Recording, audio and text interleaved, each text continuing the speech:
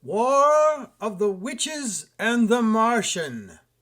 Another exciting selection from Here Comes Tommy by T.M. Straight, read by T.M. Straight. War of the Witches and the Martian. It was true, at least to me, at least for a little while. I had powers beyond normal. That's because, unbeknownst to my unsuspecting fellow fourth graders, I was not from this earth. Thomas Martin Straight was actually from Mars. Adopted by the Straights after my escape pod crashed into their backyard, I could do amazing things. I could will the teacher to pick the student I wanted when they raised their hands.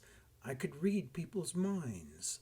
I could move my pencil across my desk just by the power of my mind.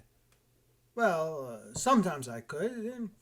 It didn't always work, but it worked enough for me to know that I was, indeed, from someplace else. But it didn't stop there. In my classroom there were also witches. Yes, a whole coven, led by the nefarious Donna Bow and her witchy friends, Amy and Karen. That's what was interfering with my powers. That's why my telepathy and telekinesis didn't always work.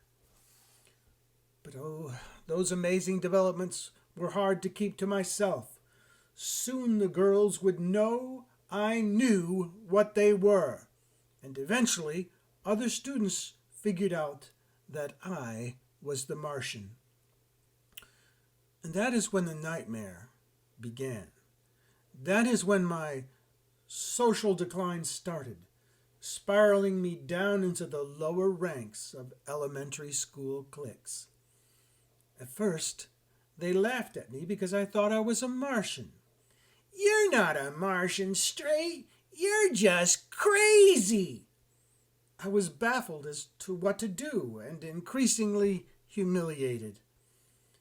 In my frustration, I did one of the most evil things I have ever done. I dumped pencil shavings all over Donna Bow's carefully drawn map of South America.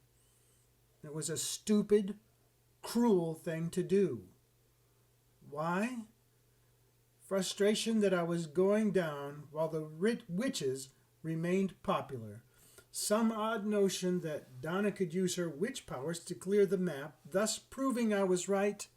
And of course, most importantly, in the world of fourth grade logic, I had a huge crush on her and no idea how to express it.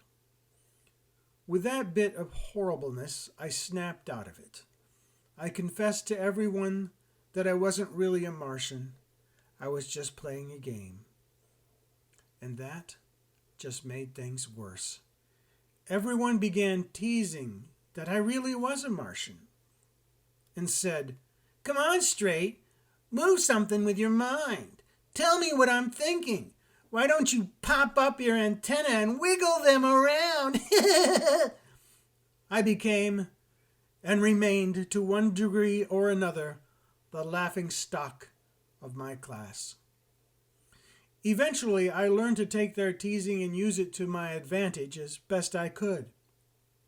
I learned to use humor, particularly self-deprecating humor, and also physical shtick to get them laughing on my terms instead of theirs. As time passed, I had a bizarre kind of popularity as the class clown or funny guy.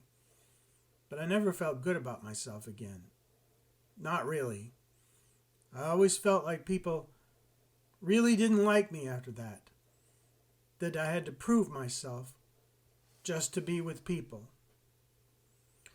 Recently, I have made friends with Donna Bow through the miracle of Facebook. The most surprising thing I learned was that she actually enjoyed the Witches and Martians game, and her friends played it some at home. That she believed it, at least a little. So I was not the only one with an explosive imagination. Imagination is often beat out of us as kids We tend to blame adults, or church, or just the way the world works. But sometimes it's our own peers that make the magic disappear. I've tried to hold on to what I could. I love comics and stories, theater and writing. Even as a dull CPA, I have my own special place where I can be a Martian if I want to be. And if some of my staid peers don't like it, well, that's tough. I have a special pratfall just for you. So there.